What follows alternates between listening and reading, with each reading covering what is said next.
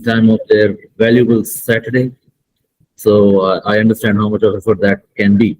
So it's a pleasure to be here, and I'm delighted that we are having this conversation. And I'll try and make this as insightful, interesting, and I hope that I'll be able to add some value to your listeners. I'm sure. Thank you, Abhishek. First of all, hello everyone. Good afternoon, and thank you for joining. From all of our side, from Conrad team, from the TBH Circle team, we're all very happy and excited to have you all here. And first of all, let me also tell you that this was such an exciting session, which I have been waiting for almost 2 months now. We have been troubling Abhishek to come on board, and he's sometimes eating his head off that you need to really pull out some time. And finally, this day has come where I met Abhishek in Pune, and we had a wonderful conversation over some leadership, over how trends in hospitality work, and very great insights. And this was the time we actually decided that we should have recorded that session. But then we decided, okay, we will do this again over virtually. And there we go today. Thank you, Abhishek, and welcome on board once again. And thank you so much for pulling so much of time for all of us, for all the students, fraternity, as well as from TBH Circle team as well. Thank you. Thank you. So, Abhishek, this actually is a very interesting session for me because I love the style you come with such a global exposure you had in your almost 20 plus, I would say, years of experience with various brands, with such luxurious brands rather. Right. So as a general manager, a lot of people think it is so easy that you spend so many years, you get into a management trainee. So how has your journey been? So please do tell us something about yourself, how your journey had been till the stage of a general manager. Thank you, Vikram, and I'm sorry, we took some time to coordinate this call. But yes, I mean, these are some of the perils of running a busy hotel. Sometimes you struggle to squeeze in time, but I'm glad that we are here finally today. No. And we actually love that, and you really do not have to say that. We are actually so fond to have you that it really gives a lot of pleasure to have you here. Thank you. Thank you. And back to your question as to how the journey has been. I can tell you, coming from a humble background, from an average middle class family background, to think of a career in hospitality back in days, I mean, I'm talking about 27 years ago when I started, was still not really a mainstream notion and something that you still had to sell to your family. The more prevalent and more acceptable options professionally were engineering and medicine. And, if you're not fit enough for that, then basically you were considered that you're not really good enough for much. Now, of course, the trends have changed, thankfully, and more new avenues have opened up, and families socially and culturally are more accepting of the fact that you can think outside of engineering and medical domains. So same was the situation with me. And back in those days, the hospitality scene was still very conservative. There were only a handful of companies operating, and they were largely Indian-owned and managed hotel companies. Marriott and Hyatt was just starting in India at that time, and so was IHG. So from there till today, now it's been a huge shift, and I can very happily say that today it's become so much more diverse that our budding professionals in hospitality space can have multiple options to choose from hotels also, but also other related fields as well. So exciting times, but I can tell you the journey has not been easy. It never is easy. It can take time, and you have to be patient to go through the entire process, the turmoil, the pressure, the stress, and that's how you become a better professional when you deal with those situations, the family pressures. Hospitality is a 24/7 industry, so there are times when the world is celebrating and you are there looking after their entertainment rather than entertaining yourself and being, with your friends and family yourself. So you've been through all of that, and you learn to accept that this is the profession that you've chosen, and you then march ahead on your journey. Right. That is so true. So a few days back, I was actually reading a book, and I came across that it said you learn through what you go through. Yes. And that is so true sometimes, that during that process, you actually learn more than an MBA or maybe more than a graduation or a degree.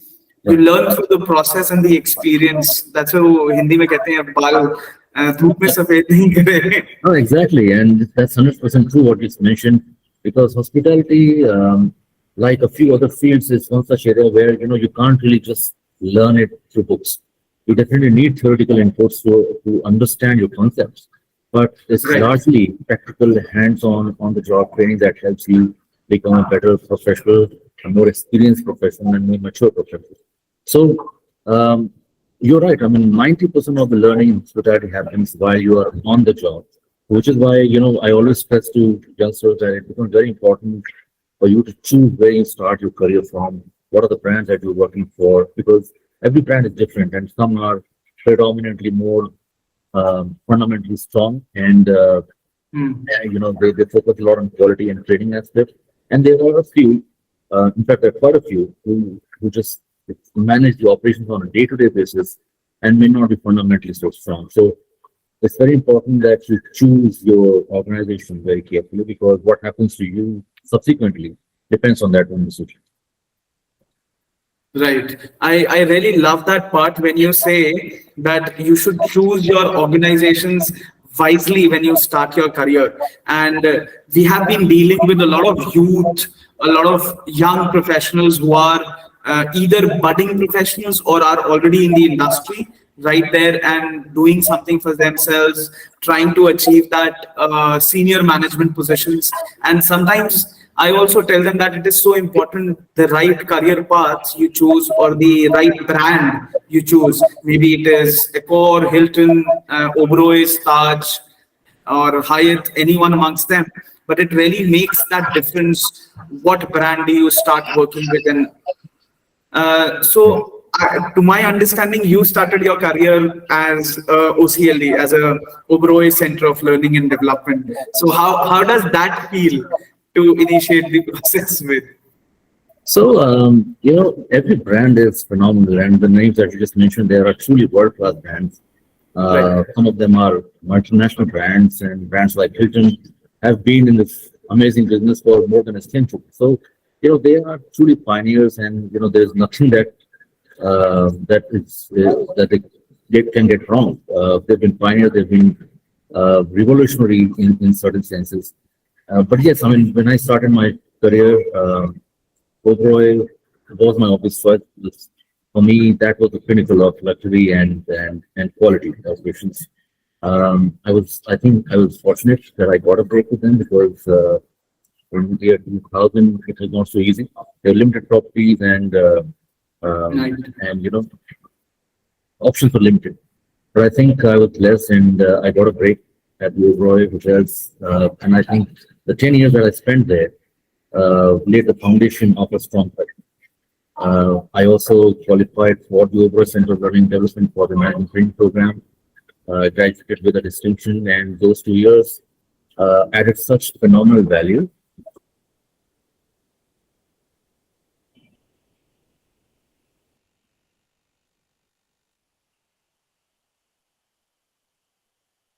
Years.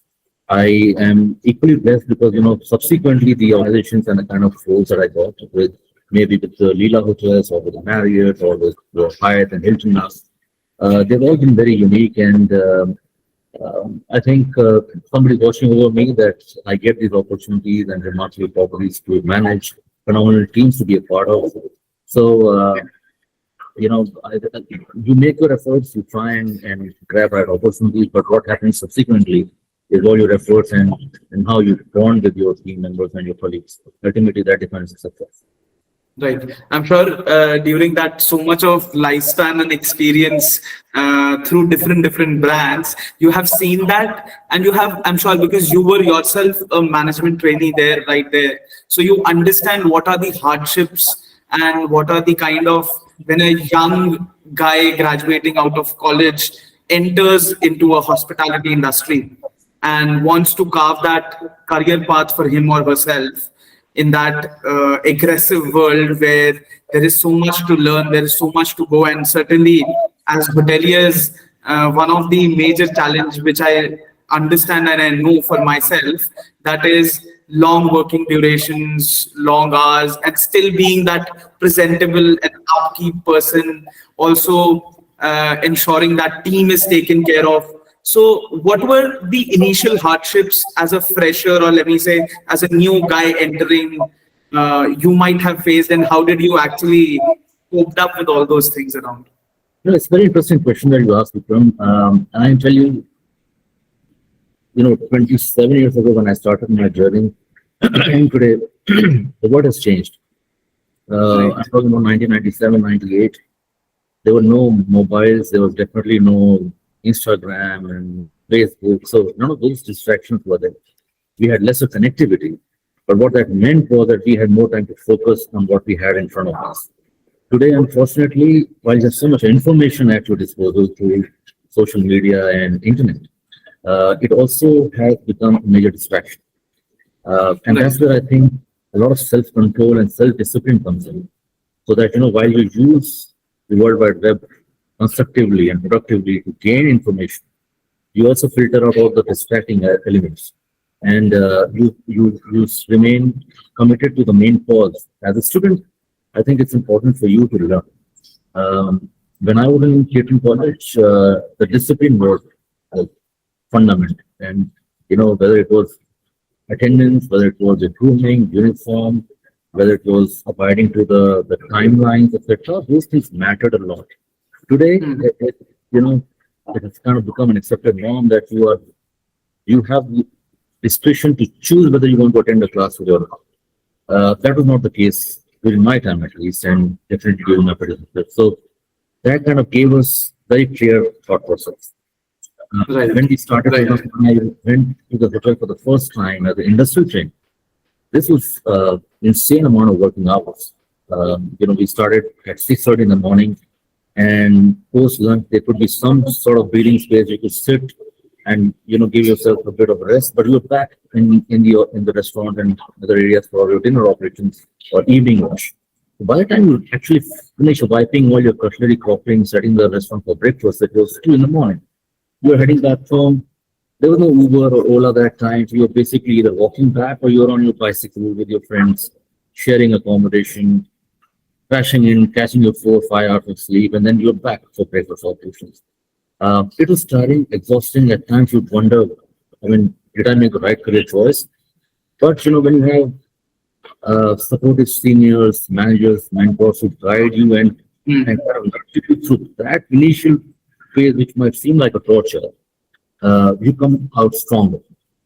Because like intense physical training, this is professional that requires a lot of physical labor and stamina. Right. And a youngster coming out of his 10 plus 2 from the comfort of his home and parents' protection, it can get overwhelming. So that Right. 6 months to year period, when you're fresher in a college, becomes very important because if you're not in the right frame of mind, you will try and run away. You will try and look for other options. But if you survive that 1 year period rightly, then you're set. Because this profession requires commitment, patience, a high threshold of pain, and clarity of thought. You have to Right. basically hang in there and go through this turmoil because it takes that conditioning for you to survive. Right, that's so true. When you say that 17, 18 hours of turmoil every day, rubbing yourself off in every operational challenge, that sounds actually aggressive every day. And So right, let me correct this here. My experience. This was 20 years ago. right, That's not the situation today. right, Today, there's a far greater awareness and very clear thought process that um, you know there is a capacity, and you cannot go beyond 10, 11 hours on a busy day. Ideally, we right, try and restrict everybody within the 9 hours work frame. But in hotels, sometimes 9 becomes 10 and 10 becomes 11. But now, many years ago, you used to get 4 days off, like once in a week you get a day off. Today you get 6 offs in a month, and there are hotels now which are giving you 8 offs in a month. These are changes that gives you more time to recuperate and recharge yourself. So, the experience that I had need not necessarily be the experience of a fresher today. And I'm very happy about Right, right. That sounds so changing. But how have you observed changes coming through what you saw the turmoil 20 years back and the challenges now you see? How has the behavioral change rather amongst the working professionals turned out to be? 20 years back, I'm sure it was different, and now the behavior and the way they tackle those situations. So, what are the challenges you generally face, and what are the behavioral changes you have seen in So that I area? tell you, even when we were going through that, phase of long working hours and what seemed like a never-ending pain, Right, we had fun, because it was a great kind of team bonding we had. We felt like, even if we were industrial training or something, we felt that, we were part of a family. We were mm, we were made to work hard, but everybody else was working hard too. And right, our seniors also made sure that we were getting breaks on time and we were getting our meals on time. And on a day off, there was somebody senior with us hanging out because ultimately, what would you do in a smaller city? You go for a movie or you go for a meal and just chit chat. Because remember, right, don't forget, there was right, no internet that time. So we were all dependent on human interactions, and that allowed us right, to build these strong emotional bonds, which may not be the case today. You are living in the moment, you're living with certain people who are with you, around you, but rest of it is all virtual. You've got 500 friends or 1,000 friends and followers, etc., etc. But these are not the people that you meet. So they right, comment and they like what you're sharing, but they're not really conversing with you. So that has changed in the current context. Back in the day, we were working much harder and we had no real social media life, but we had very real social life. So um, times have changed, times have evolved. Back in the day, there was no real emphasis on, nobody was keeping a track of number of hours that anybody was spending on show. But right, today, there is a greater focus from training department and HR department to keep a track of, nobody should be spending unnecessarily long hours, mm, etc. So there is that awareness that is coming. So good and bad, like everything else in life, there were good aspects which I feel were there in olden days. There are better things today that have evolved in the current scenario. So it's all good. right. I'm sure there's always something which evolves and brings to the table in a better format. But you have seen where you have managed teams in the earlier age as well, like 10, 15 years back, and you have also managed teams which are Gen Z now. So how do you see that difference in managing these two different teams? So when you were managing those 40, 50 years, 60 years old people, and now when you're managing this Gen Z, how does that differentiate and what kind of challenges do you generally see around? It's very simple, Vikram, to be honest. And honesty is one thing that I always follow. When I started my career, I was Gen Z for my scene. Nice. Okay. And today I am, see, when I started working, I was 19 years old. I was Right. much lower than the average age of my class. And I was part of a team where seniors were working for 20, 25 years or more. I was a Right. bacha. And Right. from that stage, now I'm in a hotel where I am significantly higher than the average age of my hotel team. So they realized what my thought process was then. It has given me the ability and maturity to understand the thought process of my younger colleagues. You Hmm. have to learn from both dimensions. So when I was a young manager and I had people who were much older as part of my team, I learned how Right. to value and appreciate their experience. In the current scenario, when I have a 20-year-old young kid in my team, I learn from them as to what exactly are their thought processes and what are the things that matter to them because they are the future. They are the workforce of today and the leaders for tomorrow. So I can't impose my thought process on them. I have to work with them, add value, and change their, you know, sense of priorities and bring them to the focus that should really matter. But at the same time, I also have to adapt my thought process and say, you know, what is the pace at which they are thinking? Because it's a very lightning fast pace today. In a matter of minutes, thought processes change, the commitments change, the loyalties change. You may be a preferred employer today, but by the end of the day, you may not be so preferred because there is something that an individual has not liked. So how you connect with them, how you stay, keep them motivated, how you address any simmering issues in time proactively, I think that matters, and that's part of learning. They learn as well as I do. So Right. it goes hand in hand with them. Right. That is so interesting that it kind of, if correct me if I'm wrong here, that it kind of brings me to that entire focus of leadership, that trying to understand your audience, whether you were a young manager or whether you are that high-aged guy who's looking after a team of 400. And that is so interesting to understand that what does your audience actually down the line or above the line wants. Right.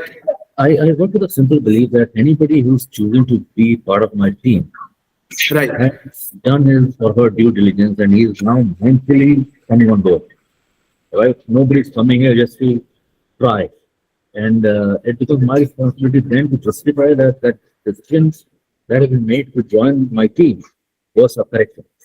So it goes both ways. When I hire someone, Mhm. uh, I'm investing my time and energy into that person. It's the same Right. from his or her perspective too. It goes both ways. He should feel that he made the right decision of joining this team, this hotel, and I should have the confidence that yes, I made the right decision in hiring that individual. Right. And it's a process that takes time, so which is why initial 3 to 4 months become very crucial because we're trying to understand each other. We're trying to figure out the frequencies at which we match, and then we take on a productive journey. Very true. That is absolutely very important sometimes to have that frequency amongst the leaders also. So I have also seen a lot of young managers or young leaders reaching out to us and talking. And sometimes when I'm talking to them, I hear this very consecutive question or a very repetitive question, let me say. And they always say me, Vikram, आपको पता है हमने join तो कर लिया, but unfortunately ना मेरे को ऐसा लगता है कि सब मेरे हिसाब से काम क्यों नहीं करते. Pata nahi, I am the manager, but nobody follows me. And that is the question I get always, and especially people who are management trainees and they get into leadership positions very quick at the age of 20, 21. That is, I feel, they all have this challenge, young leaders, especially managers, assistant managers. And how do you suggest, how would you have solved this kind of a challenge, or what do you advise on this rather? See, because it's not an unusual or unrealistic kind of experience. Anybody Right. doing something for the first time, as an associate, also first time you enter, you come with certain impression or ideas in your head, and then you reach the real hotel environment, and you see, oh, but it's not as organized as I thought it would be, and people seem to be very busy for me. They don't have time for me, and they barely spent some time with me and they've given me hardly any training input. Now I'm expected to work on my own. So it's the same thing that a new manager also goes through. He is taking the responsibility for the first time. So he Right. tries to go through that emotion. But that's where I think the handholding from superiors and mentoring and guidance becomes very important. And as a manager, it's not just your role to manage the operations. A large part of your portfolio and your role requires you to manage and kind of guide your team. I think, and it's the same expectation across the board. I'm supposed to handle and guide my senior leadership team. They are supposed to guide and protect and mentor their HOD team and down the line. So it's the same process, happens differently across different levels, but the emotion of getting overwhelmed or feeling a bit lost, etc., are absolutely normal. Believe me, first time I became a general manager, for a moment I was feeling lost. Am I doing this right, etc. But then I had mentors and where I could simply pick up the phone, talk, and seek guidance, and that guidance was always available. So I think that is one thing that we must realize. You are an associate today. You'll become an executive tomorrow. You'll become a frontline manager, HOD subsequently. Never Right. forget what you are going through today because that will help you become successful later. Because if you Right. forget what your experience was as an associate when you are a manager, you are likely to take longer to succeed. I will not say that you'll fail, but you may take longer to succeed. But if you remain connected to your roots, your experiences as a frontline associate, you will be able to appreciate their pain points later when you become their manager. And you'll be able to Right. proactively address those things. Right, right. So, if I had to summarize this into a one piece of advice into 3 or 5 words, that again, if I would have been that chap coming to you at the age of 21 and I said, Abhishek, it's like horrifying when I go there. I am the young manager and nobody is following me. People do not take me very seriously. So, what would you say that I should do to ensure that everything goes in a more smoother manner and I grow and my team as well grows? Because it's a mutual thing, right? Yes. So, couple of points there. You see, Right, you have to be absolutely transparent and sincere, not just towards your guests, but also towards the team.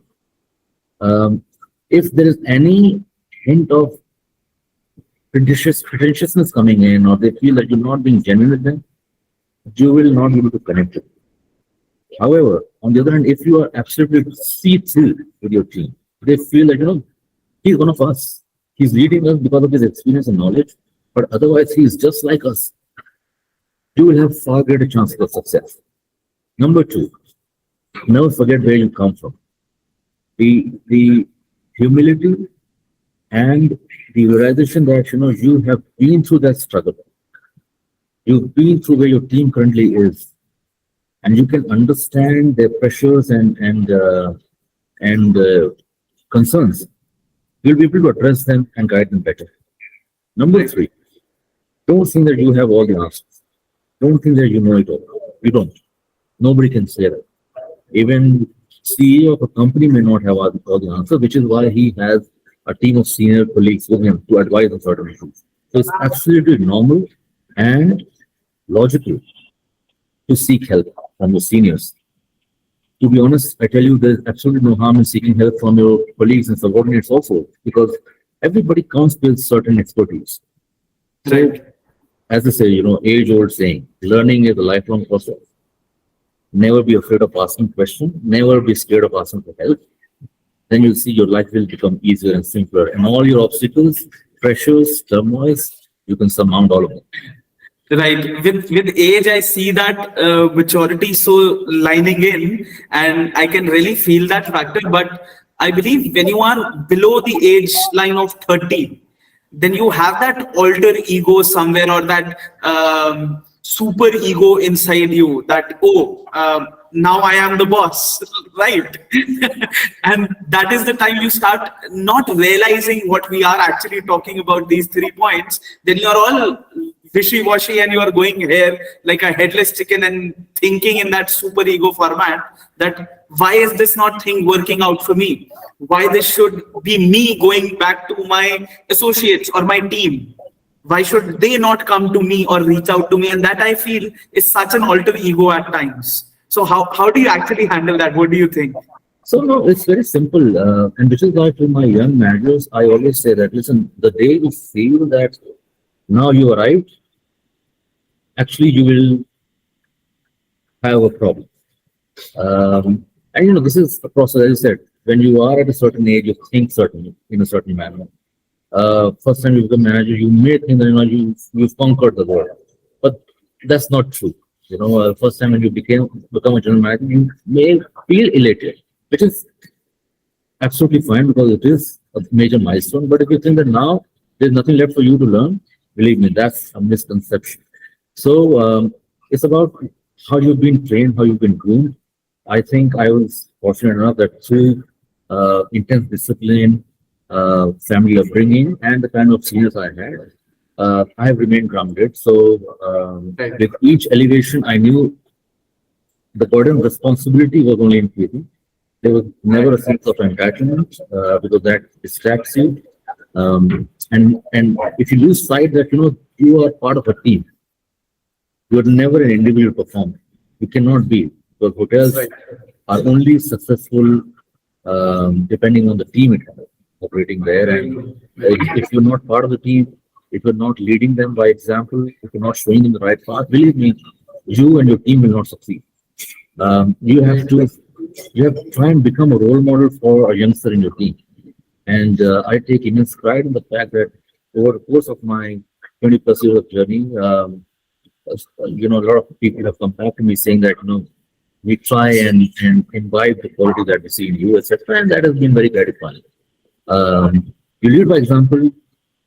You should be fearless in doing your job. You should be absolutely transparent and honest, so that there's not even a hint of bias coming in. And I think that does the job for you, because once your team has that confidence and faith in you, believe me, they will follow whatever you ask them to do. Right, right. That is actually very true.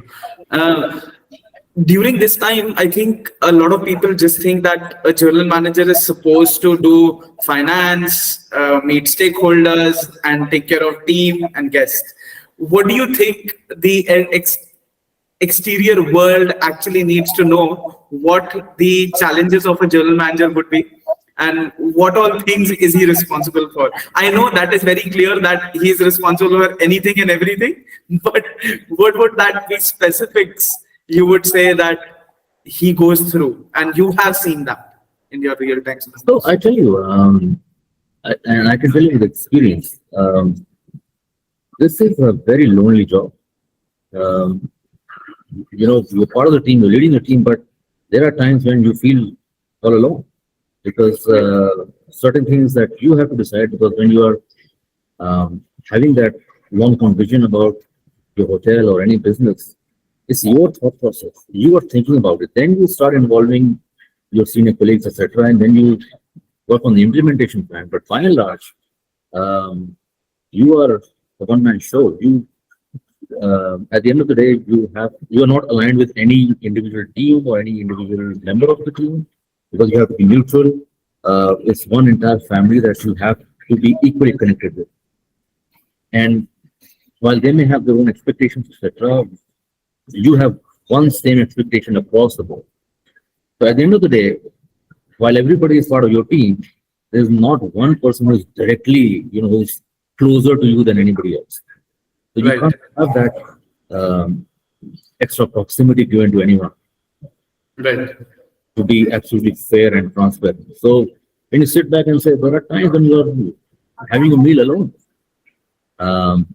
When I was the HOD, I knew that my team is my closest circle, and I could have my meals with them, etc. So, but right now, you have to be mindful of what you do, because everything gets measured. But you learn to evolve over a period of time, and with experience, you realize when to connect and to what extent to connect, and when to disconnect. And draw a line. I think that becomes very crucial. And not just for your team, for every stakeholder, whether it is the ownership, whether it is your guests, whether it is your vendors, partners, corporate clients, there is a line of demarcation which you as an individual need to be totally mindful of. Right. A hotel is like a mini industry, Vikram. It's, Running a small business. I mean, this hotel in particular at Conrad is a 300 crore business. 500 team members, and a reputation to protect. We are the first luxury hotel in all of Pune, the first Conrad in India from Hilton. So, that you have to be an ambassador, and you have to make sure all your team members are the right ambassadors for, a legacy brand like ours. So you have to constantly stay invested, constantly train, constantly guide, supervise, and lead by example. So and that's where the pressure is, because otherwise it may seem like a cool job, but to be that ambassador 24/7, 365 days in a year, that is where the pressure is. Right, right. That is so true. Because I remember my hospitality days, we used to always say that whether you are a housekeeping boy, whether you are the HOD of the department, irrespective who you are, you're actually representing the brand somewhere or the other. And where you said actually hotel is such a running a business, and it is such a lonely job at times. I can so much resonate with that word, because in entrepreneurship or wherever you go, they say धंधे में एक ही चीज पक्की है कि आप permanent employee हैं. You are the only permanent employee you will ever have, and rest will leave. And that is so true. And I think teams come, they are great, they work with you, they produce amazing results, but end of the day, sometimes as a leader, you always have to remember that you will be left alone. Yes, but that's what you enjoy, and that's where family comes in. So, person like me will have two families, and they at times overlap. Also, my family mingles with my family at work, and vice versa. And when we have celebrations at home, my team visits, and the doors are always open. And that's such a warm feeling, because we're in a people business, and sometimes the lines get blurred. And my team members are interacting with my family. My kid is running around the hotel, and my team members sometimes they have access to my family. I mean, that's absolutely personal, but it's one larger unit that we have, and it's very heartwarming. Right. That is actually the best part, because I do remember my family coming into hotels and thriving the best part of their lives. But yes, that is very true. Having two families, and that's something that we at times don't realize, but definitely many times we don't even acknowledge. Whatever we do, whatever we achieve, and whatever we become in our business, family has huge role to play in this, because the amount of time we spend on the job, we leave behind our spouses, our parents, our siblings to manage our personal affairs, back at home. And if it was not because of their support, their realization that this member of the family is going to spend a lot more time at work at his hotel, because that is the requirement of the job, you will not be successful, because you will not be at peace. And in that sense, I can tell you, hospitality job is like events, or being in police, or any kind of other major professions which require 24/7 availability. Because if you have a VIP movement happening, you are required to be there. Plain and simple. When the world celebrates, as I said earlier, we are there to look after them. We are the hosts. We are the people who make sure that our guests are having a great time. And that's where you're not at home. The families are there to support you emotionally, to give you that comfort that don't worry, your home is under control.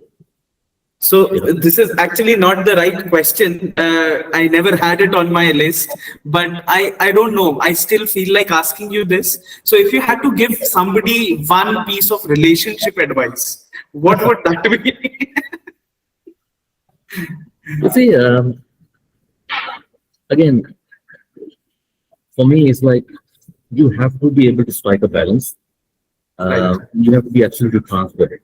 When I said you have to be transparent to the team, you also have to be absolutely clear and transparent to your family, and whether it's your spouse, or your children, or parents, you must tell them the amount of pressure that you have. And if you feel that there is an occasion or a ceremony at home where you may not be there, just tell them that, and try and develop that understanding. If you are in a relationship newly, and that's a very interesting time of your life, your partner, your companion must be able to appreciate what your work pressures are, and vice versa. Because it can get frustrating at times for your partner that you're always on phone. You're sometimes backing out at the last minute from a plan that you were looking forward to. But if it is for real compelling reasons, I think you and your partner both need to be aware of that. But try and make up for that lost opportunity at a later stage as soon as you can. Right. That's actually a wonderful tip. So 21 years old need to follow. I don't know how many of them can actually, but 30 years old can actually, like me. None to mention, I realized that one of the very, very major components of leadership in the entire handling a team of 400 or 500 can be so challenging at times. And at times, I also believe imbibing the right culture with your teams, whether you are an assistant manager or a senior manager or an HOD or the general manager, it is so important. But as you have been overlooking almost 7, 8 departments and a team of 400 people plus, so how do you think that you try and imbibe that right culture? And what are the steps a leader should actually follow, or what should be that playbook to follow to have that right culture in the team? So again, Vikram, the management books will have a lot of philosophies and theories around this. Right, right. I try and keep things very simple, so it's not confusing. Simplicity gives you clarity, and I am a very strong believer in that. Um, no matter what the size of your team is, no matter what the circle of your influence is, if you are committed to your job, if you are humble enough, if you are approachable for your team members, in irrespective of their hierarchy and the position, I think 50%, 60% of your problems are solved. What Okay. happens is, why do teams fail when there is a disconnect? When uh, team members feel that they can't relate to the leader, they can't understand what the expectation is, they can't express themselves, there is a problem. A leader will always direct, leader will always drive the larger vision and agenda forward, but it can't be autocratic.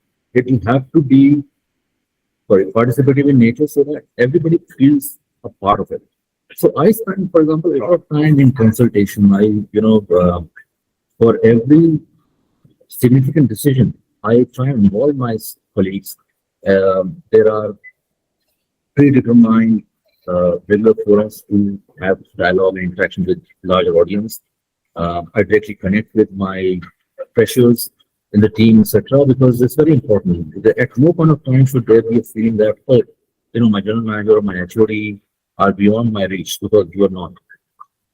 And a classic example is that if the prime minister of the country can be so easily accessible, we are just running small enterprises, so definitely we can. It's important that you have the stamina to run with your teams. It's important that, if you have to be the last person to leave after an event, then so be it. Because there's no other way. There's literally no other way.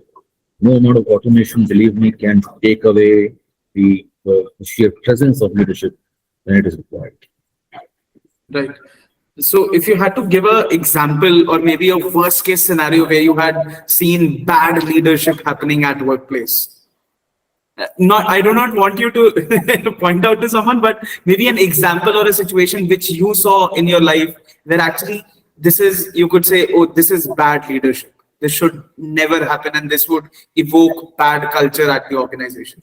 What would that bring to your brain? So, you see, it's also very perception oriented. What may seem bad to me may not be bad for others. So I will not really say that, just because I feel something is bad, it was genuinely bad.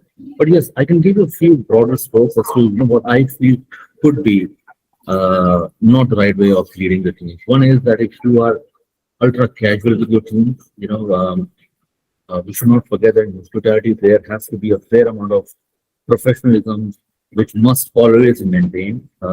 You can be etc., etc. But if you get over casual, then that kills the vibe of your business, especially in luxury hotels, because there is that clear demarcation between how friendly or familiar we can get, etc.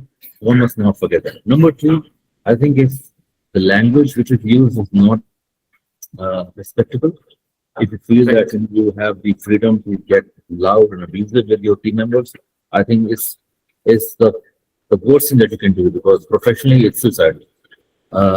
Everybody's individual dignity and respect must be maintained. And even if you are extremely upset about something and you feel that any particular team member is not really delivering, never forget that he is also a professional, and You have all the right to correct him as your team member, but nobody has any right to abuse or use a language which is demeaning, disrespectful, and humiliating in nature. Number three, I think uh, bad leadership also means that if you are trying to say that we can get away with cutting corners, we can get away by providing substandard product or quality gets compromised, etc. And we feel that that is some way of boosting the profitability and saying that listen, we can deliver better margins, etc. I think it's not correct. That's a bad leadership.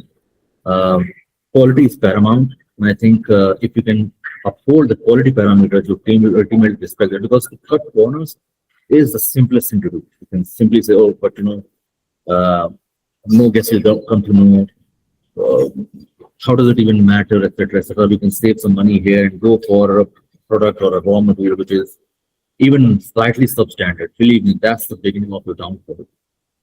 You have to be the custodian of the quality that your brand promises.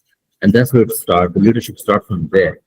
And if you have to constantly drive that, I think that will be the success formula for you as a leader, but also for your team. And I think that's where the difference is between a great company and company which is only talking about being great but doing an average job.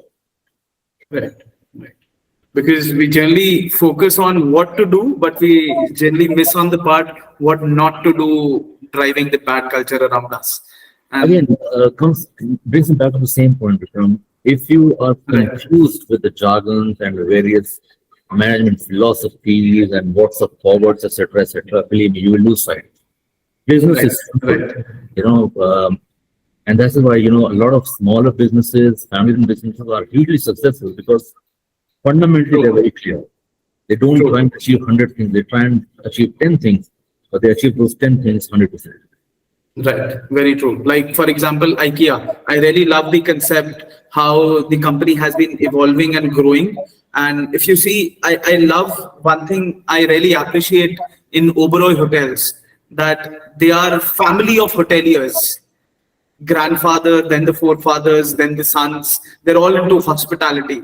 And I believe sometimes when I consult a lot of hotels, a lot of people complain that my top management does not understand this because they are not hoteliers. that is so weird, and it is very difficult sometimes to I can understand to convey that as hoteliers what challenges do people have or at the shop floor. You see, Vikram, each company has something or the other unique about it. Right. I mean, you quoted over others. I mean, it's um, undisputed the kind of quality parameters that they set in the hospitality space, and that is what makes them arguably the most quality conscious and most consistent Right. hospitality company from our country. And it's a brand which is known world over for the sheer amount of detailing and the quality aspects of things.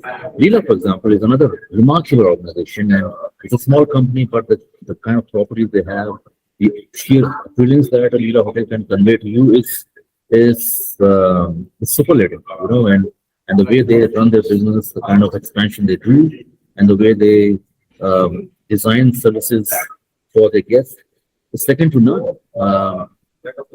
Hilton, for example, I mean, has Right. legendary brands like World of Astoria. I mean, these are, Which is coming in 2027, by the way. yes, I mean, coming to India, I mean, it's going to change the Right. hospitality landscape, and it's only going to grow further. I'm Likewise, actually in looking Marriott forward for portfolio, that yeah, I mean, likewise in Marriott because portfolio, you've got these legendary brands like the Ritz-Carlton, St. Regis. Um, right, these are marquee brands, and we should feel so excited about what future holds for us in this business in India because all these brands are now coming in.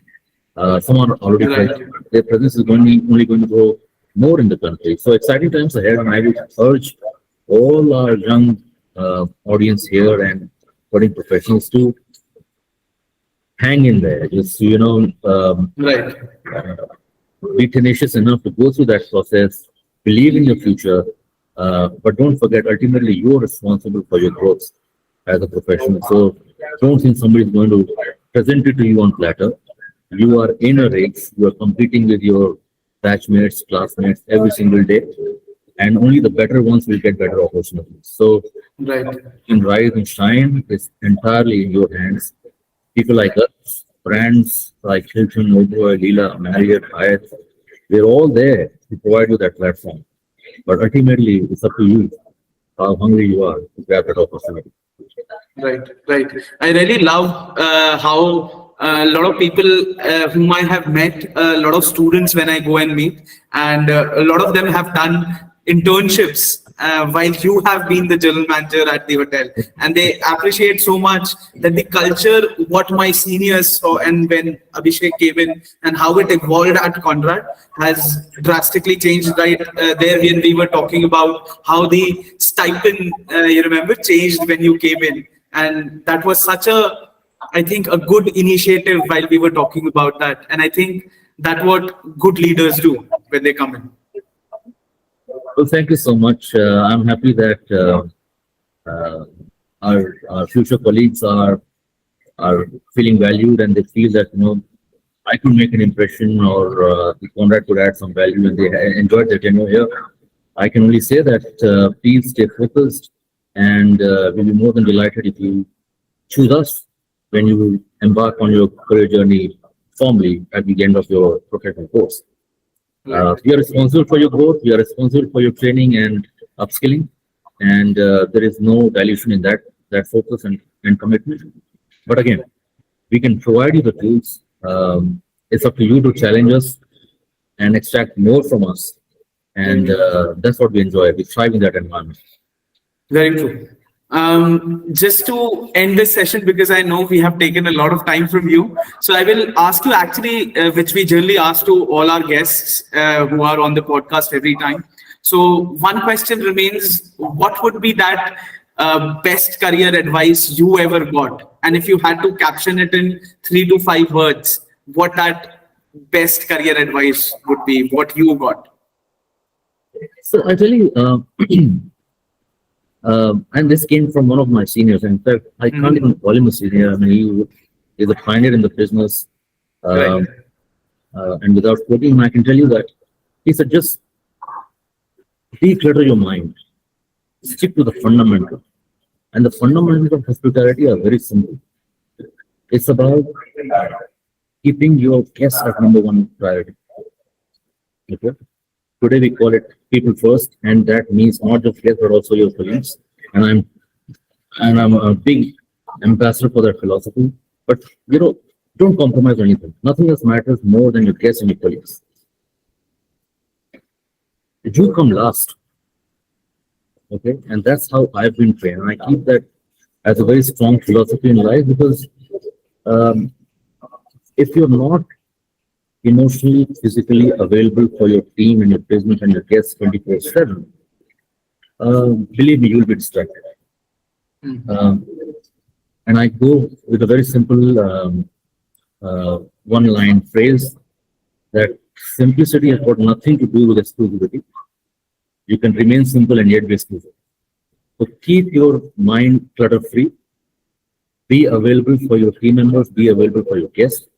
Make sure every single day that you are able to add value to their growth, their learning. Make sure that you lead by example, and make sure you never compromise on quality. Even if some people may not like you for being so pushy, but ultimately it's only the quality that survives. Nothing more. Quality will take you places. And that is the only difference between successful organizations and organizations that are still trying to be successful. You can pick up any example, not just from India, but globally. If you are quality conscious, if you are absolutely uncompromising on quality, believe me, you're going to be successful.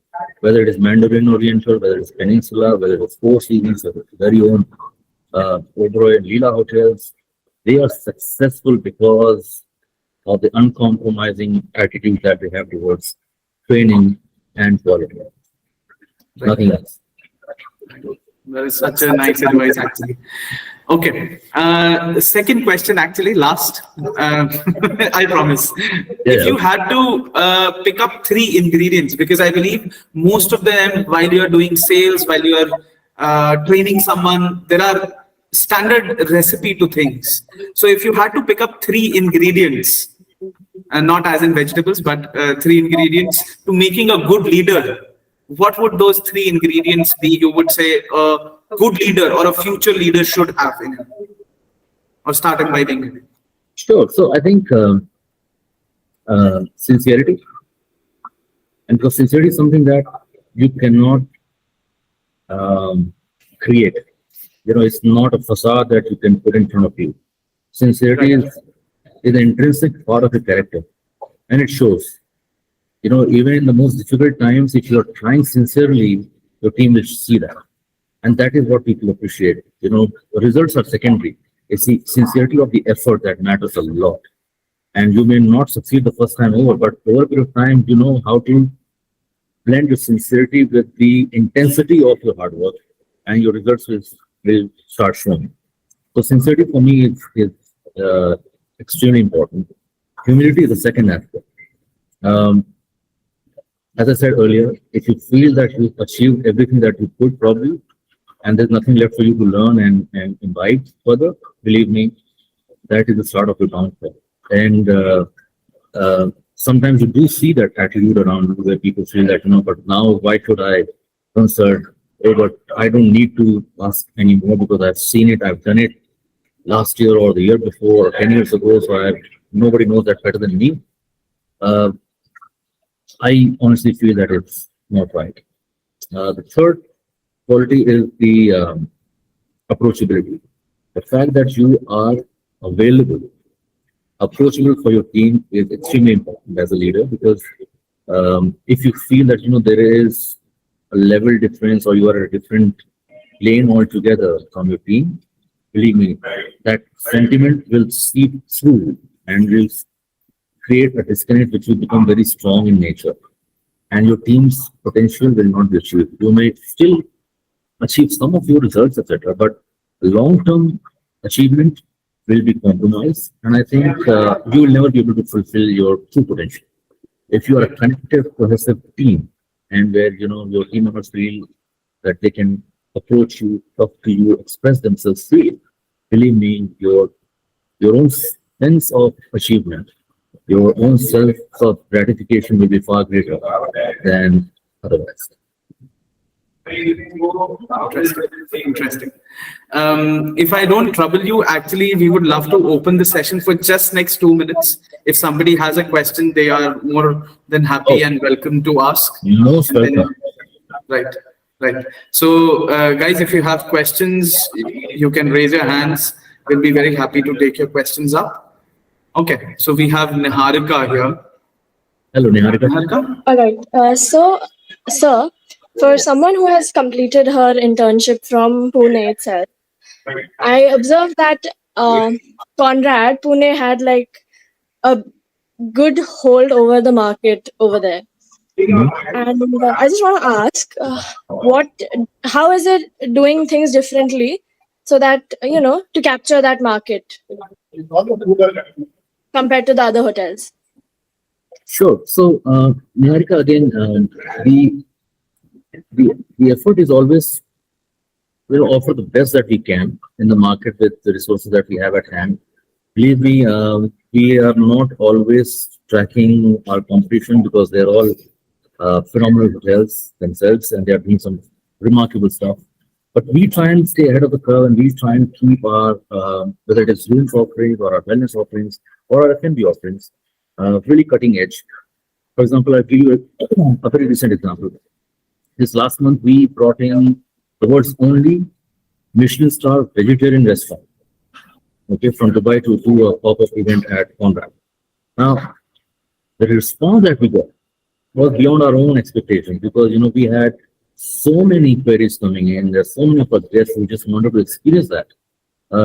It was beyond our expectations. This is just one example I'm giving you. Very recently, one of our spa therapists, she won the Spa Therapist of the Year award from Global Spa. So, and these are things when our guests see that, they understand that what is happening at Conrad Pune is a notch above. And that's why they keep coming back to us.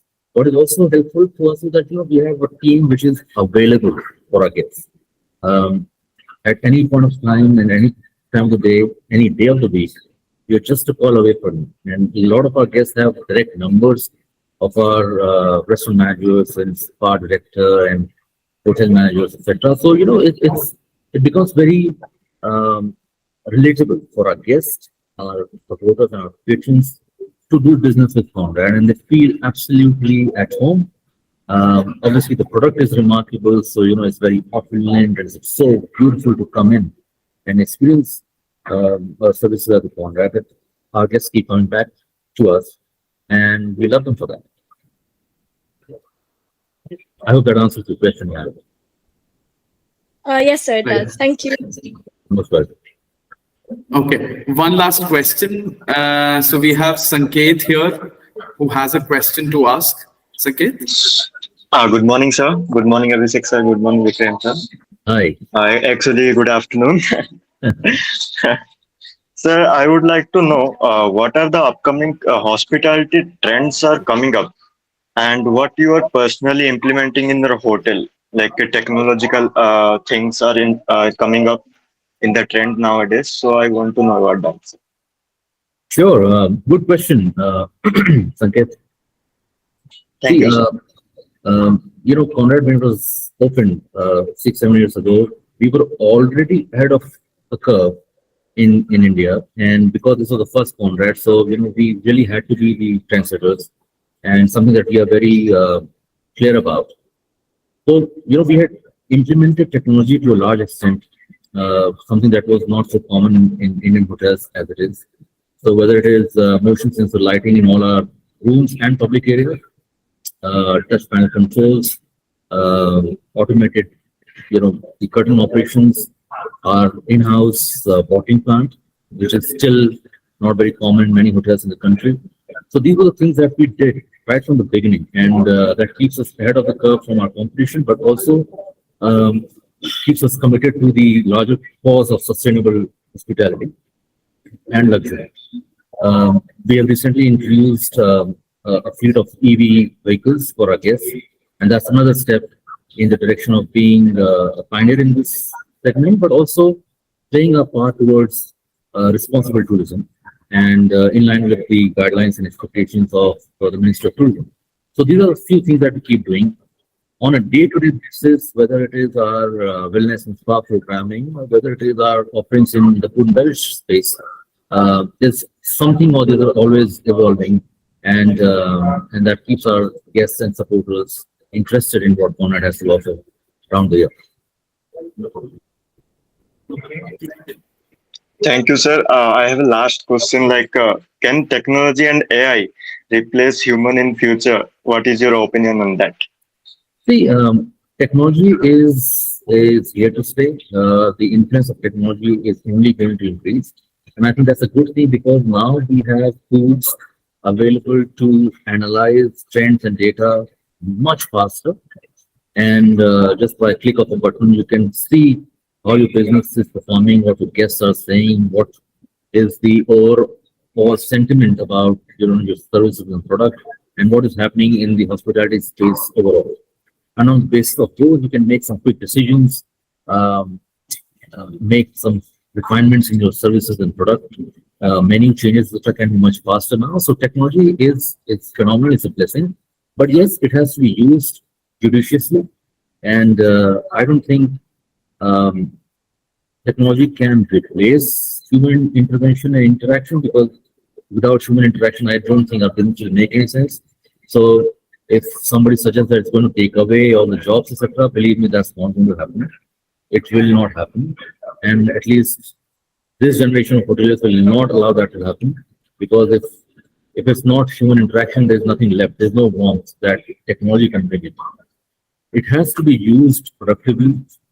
It has to be used judiciously with fair amount of discretion as to what is useful, what is, a trend may be relevant today, but if the trend is not long term, you can't keep changing your product. You can't keep investing every time a trend changes. So you have to pick and choose what is long term and what is just a temporary fashion, which can keep changing. So technology is good, but mindless application of technology may not be beneficial in long term.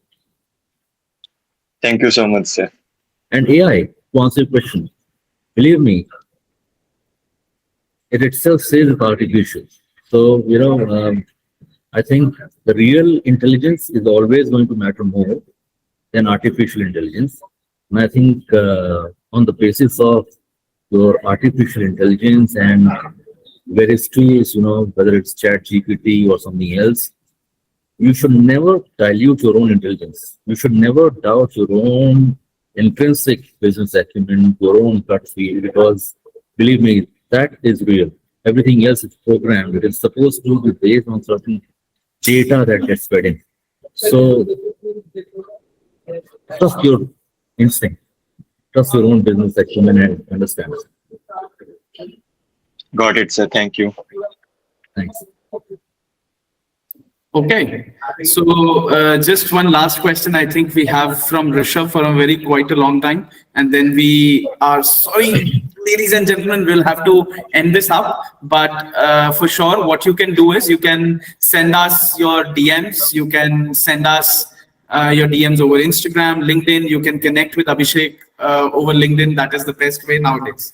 So open up your networks. And indeed, what you can do is DM up your questions to us, and we'll be very happy to shoot them to Abhishek and get them answered for you. So yes, last but not the least, Rishabh, please. So first of all, a very good afternoon, Abhishek sir, Adesh sir, and Vikram sir.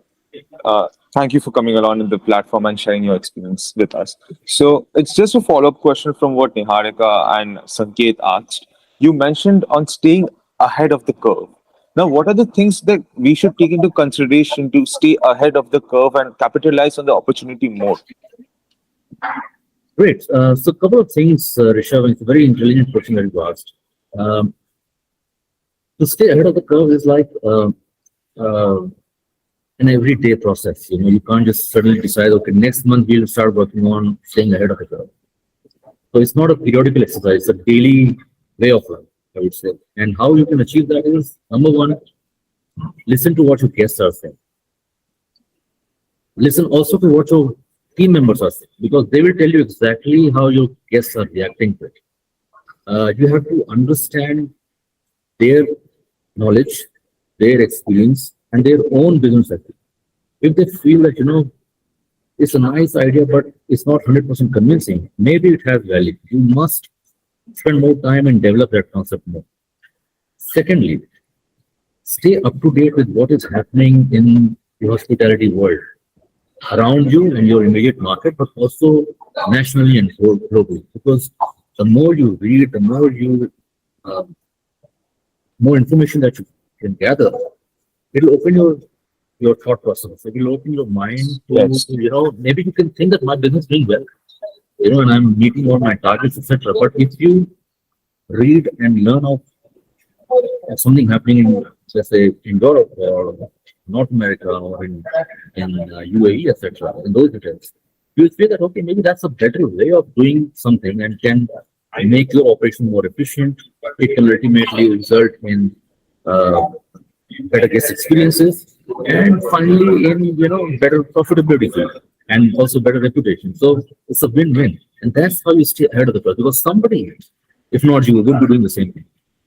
You might Yes. take that initiative, become more aware, and and that's where the leadership also comes in, because as a team leader, you should not just focus on your immediate operational requirement, but you should be able to think 3 to 6 months ahead and see, where should I be leading my team? Where should I be leading my hotel in 6 to 12 months period, so that you stay ahead of the curve and you can still remain relevant to your market.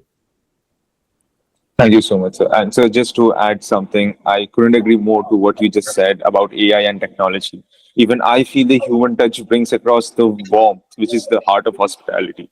Oh yes, yes, and which is why at Conrad and Hilton, it's a way of life for us that our team members, our colleagues, they are of utmost importance, and we are always there to invest time, energy, resources to improve their skill set and caliber, and in return also learn and benefit from their exciting new ideas, because ultimately our youngsters, our future colleagues, our freshers are the leaders for tomorrow, and people that we'll be happy to work with. Thank you so much, sir. Most welcome. Any more questions, Vikram? No, we will not take too much of time of yours today. But thank you, Abhishek, for such a lovely time. I enjoyed it thoroughly, and I learned a lot myself. And I'm sure. No, thank you, Thank you for the So opportunity, it was. and I've No, totally thank enjoyed you. this interaction. And for all the people who joined in, thank you for your time. I know you could have done something else, but you chose to be here. So truly appreciate it. And as Vikram mentioned, myself and my team at Conrad Pune is available at your disposal. So if you have any questions, any thought that comes to your mind, anything that we can do for you, we just a message or a call. Right. So, guys, feel free to send in your questions which are left. So, I know Nakshatra, Shubhra, and other people have been trying to ask questions. So, what you can do is DM us on Instagram or any other place, LinkedIn, and we'll be very happy to get your answer from Abhishek all over the whatever questions do you have. Right. Thank you. Thanks a lot, everyone. And thank you, Abhishek, for sparing so much of time for the entire session. And it really humbles me that you pulled out so much of expensive time of yours from such a busy schedule as well. Thank you. Time very well spent, Vikram. Thank you so much. Thank you. Very kind. Very God kind bless. of you. Have a great weekend. Thank you. everyone. Thank you. Have a great weekend, everyone. Thank you.